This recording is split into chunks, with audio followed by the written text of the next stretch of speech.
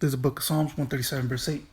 O daughter of Babylon, who art to be destroyed, happy shall ye be that rewardeth thee as thou hast served us. First and foremost, I would like to say, Kala Yah Bashem Yahushua Bashem Kakodash. The honors to the apostles and elders of great meals from the well. Peace, blessings, salutations to the whole fillet. Tell you brothers out there pushing the word in truth and sincerity. Shalom, tell you brothers stay strong, pushing. Anyways, quick lesson. And of course, I'm going to speak about the coming destruction of America, which is Babylon the Great, or as the scripture calls it, daughter of Babylon. And here it is, out of all these ancient kingdoms that were spoken of in the scriptures, and Esau agrees with it through his different archaeologists and history, which he goes into. So even Esau knows that all these kingdoms that the Bible speaks of were truly in existence. Okay, so here it is, America, which is the most recognized, renowned country in the world of the 20th century, 21st century. You mean to tell me it's not going to be spoken of in the scriptures? Okay, absolutely it is. Okay, America it is spoken of in the Bible. Okay, of course, the Bible recognizes all these great kingdoms that came and went. For example, the Roman Empire is spoken of in the scriptures, the Grecian Empire, the Medo-Persians, the Babylonians, so on and so forth, the Egyptian Empire. Okay, that was during the time of Moses. Okay, even Esau agrees that these kingdoms were in existence. Okay, so people think that America is not spoken of in the scriptures. People think that we're still living in biblical times. Okay, even as I'm making this lesson, we're definitely living in biblical times. Okay, you see, but Esau put all this, illusions and facade out there. People think people think that the Bible is old. Okay, the Bible only speaks about old things. Okay, the scriptures still speak about things that are, that still gotta happen, that still gotta come to pass. For example, the MOTB, okay, the chip. What else? Of course, the destruction, different pestilences and destructions and uproars of the people, so on and so forth, still gotta happen. Famine, okay, and things of that nature. So we're still living in prophecy, prophetic times. Okay, but anyways, going back to the point, Psalms 137 verse 8, O daughter of Babylon, who art to be destroyed, happy shall ye be that rewardeth thee as thou hast served us. Exactly, because what did America give to us? America gave to us slavery, destruction, pain, suffering, feeding us poisonous foods and water, trying to destroy us, giving us guns and drugs so we can kill each other, setting up different traps so we can fall into these traps and destroy ourselves, pretty much. He gave us religion. Okay, this is what America gave us. So happy shall ye be that rewardeth thee as thou hast served us. So what you gave to us, guess what, is coming back on your own plate.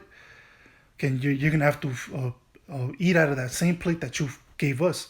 That poisonous food that you gave us, you're going to have to eat out of that same fucking plate of slavery, of destruction.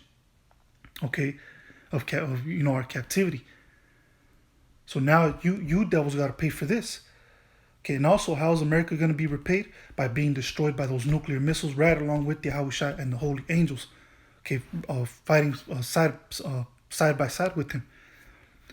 Okay, O daughter of Babylon, who art to be destroyed, happy shall we be that rewardeth thee as thou hast served us. Okay, so Yahweh Hashem Yahushua, he's happily going to destroy America. He's happily going to destroy other parts of the world, of course, too. He's happily going to destroy the 2/3 of the other nations, but especially Esau. And we're going to be right along with Yahweh Hashem Yahushua, the hopeful elect. Okay, the 144,000 and the 1/3. We're going to be happy. We're going to be joyous. We're going to be laughing at the downfall of these devils. Okay, so you see, America is no different than these other countries or these other kingdoms that came and went, that were once established, well established, very, very powerful kingdoms, and what happened? Ultimately, they fell. Okay, because a lot of these kingdoms really they had a hand on our downfall as well, and America is no different. Okay, remember the scripture says, "Touch not the apple of his eye." So, did America touch us? Absolutely. Go to even Esau's history books, teaches you of what he did to our people, so-called Negroes, Latinos, Native American Indians, the true Hebrew Israelites. So even his own books testify against this devil. Like the scripture says, he maketh his tongue to fall upon themselves. So these devils are telling on themselves. These devils are writing books about their sins, about their iniquities that they did to the children of Israel. So their same books are testifying against themselves, man. And the Most High put the Spirit on these devils to write these certain books about our slavery, about our captivity, the conquest of our people, the conquering of our people. So just like these other kingdoms came and went because they had a hand on our downfall, guess what? America's the same way. America's going to be dealt the same cards that these other kingdoms were dealt with, which is destruction. Okay, as a matter of fact, let me go ahead and get...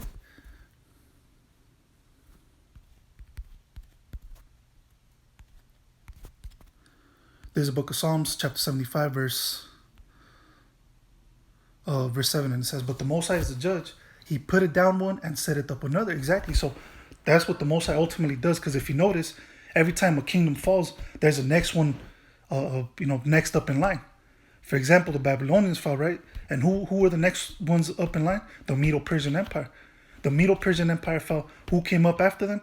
The Grecian Empire. The Grecian Empire fell. Who came after them? The Roman Empire, so on and so forth. And it's going to be the same thing with America. Once America, which is a daughter of Babylon, or Babylon the Great, once it's destroyed, guess who's coming up? Who's next in line?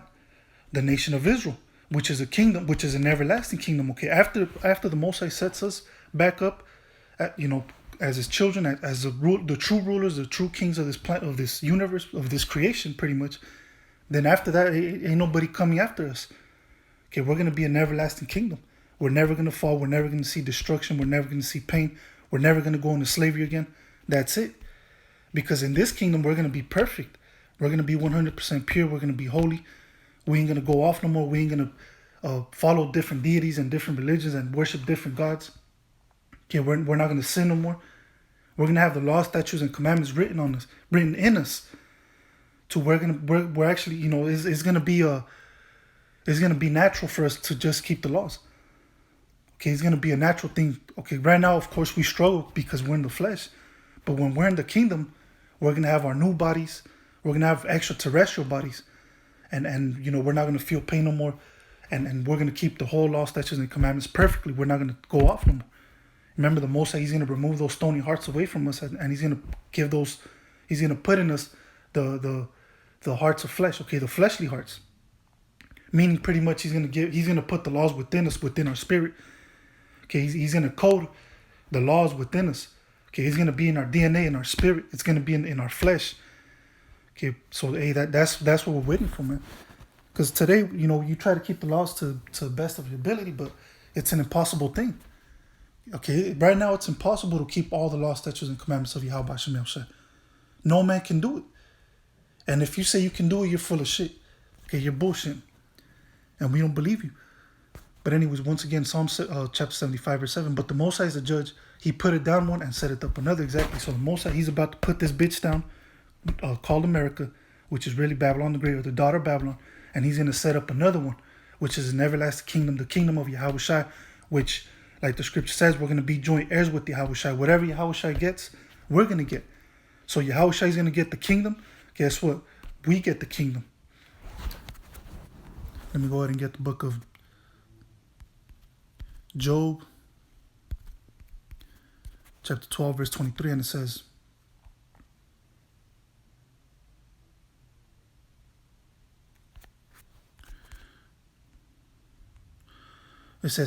he increaseth the nations and destroyeth them. He enlargeth the nations and strained them again. Exactly. So, at one point, America, during its peak, during the 40s, 50s, 60s, right?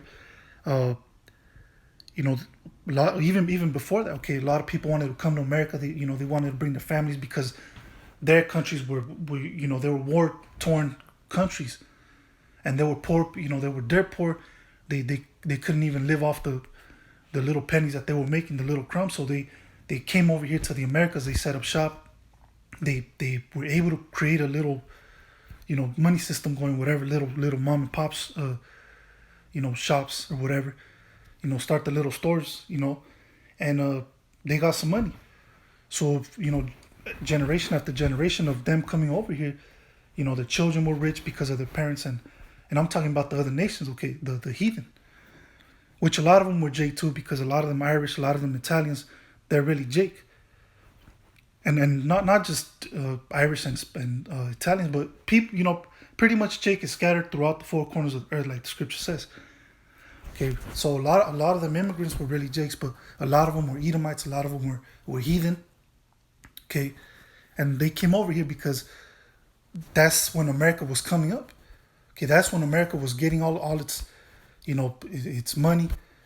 Okay, America was increasing above all these other countries, and eventually America became the superpower, the number one superpower.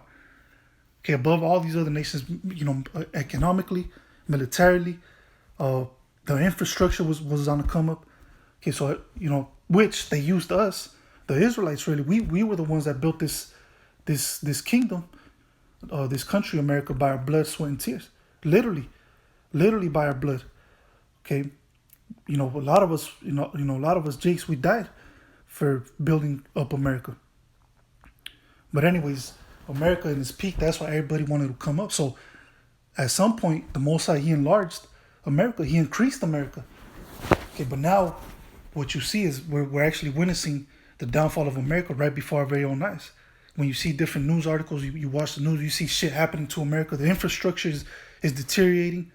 The economy is collapsing. People can't fucking get a job no more. And then you have this Beetlejuice situation going on, where now the Beetlejuice, you had to take two of them, right? But now Esau's coming that you got to take the third one, and they're talking about you might have to take a fourth Beetlejuice. You're gonna have to take a fourth stab. So people, you see, American people are stupid, man. But the people from other countries, they see the bullshit. They see the lies within this Beetlejuice scandal. Okay, this what do you call it? Pandemic. Okay, because these other nations, these other countries, man, they're fucking rioting. They're going crazy. They're burning shit down. They're fighting against the fucking their military, against police force, the police forces and shit. But here in America, man, these people are willing to take this fucking Beetlejuice.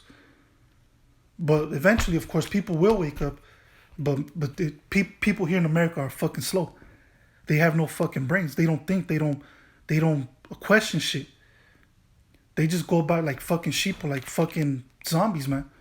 Stupid motherfuckers, man. But anyways, going back to the point, Job chapter 12, verse 23, he increased the nations and destroyed them. He enlarged the nations and strained them again. So America's no different. And like the saying goes, man, everything must come to an end. Okay? And this applies to America. Everything must come to an end. Okay, so America is on its way out. And then the next, what is it, second Ezra, the 6th chapter?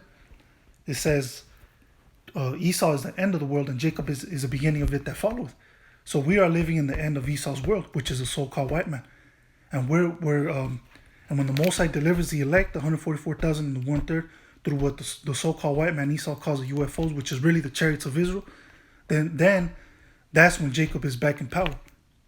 Okay, as soon as Yahushua comes and delivers the elect, then you know that we are living in Jacob's world. Okay, it's going to be the changing of a guard, the changing of worlds, pretty much. Okay, let me go ahead and get the book of...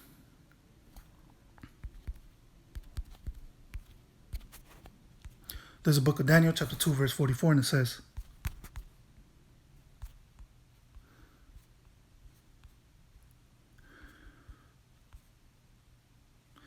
there's Daniel 2, chapter 2, verse 44. And in the days of these kings shall the power of heaven set up a kingdom which shall never be destroyed. Now, which kingdom is this talking about? This is talking about the kingdom of Israel, okay, the kingdom of heaven, which is really the kingdom of Yahushua. But as I said earlier, this kingdom is going to be given to us as well. So this kingdom is going to be an everlasting kingdom. It will never be destroyed. It says, and the kingdom shall not be left to other people, but it shall be break in pieces and consume all these kingdoms, and it shall stand forever. Exactly. So this kingdom is going to be only for the Israelites. Okay, you have a lot of Israelite groups out there that teach that Esau can fucking make it. Okay, we're going to be living side by side with these Edomites in the kingdom, with these other nations. They're going to be like they're going to be equal to us, man. Fuck no, these nations are not equal to us. We're better than these other nations. We're better than Esau, especially, man. Okay, these people in the world are not equal to us. Okay, the Most High created us to be better, to be stronger, physically, mentally, but especially spiritually. Okay, we overpower these other nations, these other kingdoms. So it will not be left to these other people. This kingdom is only going to be for the Israelites, beginning with the elect, the 144,000 and the 1/3. But even the 2/3 when they come back in the reincarnation, okay, theirs is that kingdom is going to be theirs as well. Even though they fucked up on this side, but on the other side, on the good side, they're going to be 100% pure as well, 100% holy. So even the kingdom is going to be the 2/3 kingdom when they come back, in the reincarnation. It says, and the kingdom shall not be left to other people, but it shall break in pieces and consume all these kingdoms. Exactly. We're going to have, beginning with Esau and these other nations, we're going to break them in pieces. We're going to put them in slavery. Okay, especially Esau. But even these other nations, man, these other nations get no fucking pass because these nations had a hand on our downfall as well. Okay, even though, of course, they're not going to get it as bad as Esau, but they're still going to go into slavery. Okay, so you other nations, you ain't getting no fucking pass.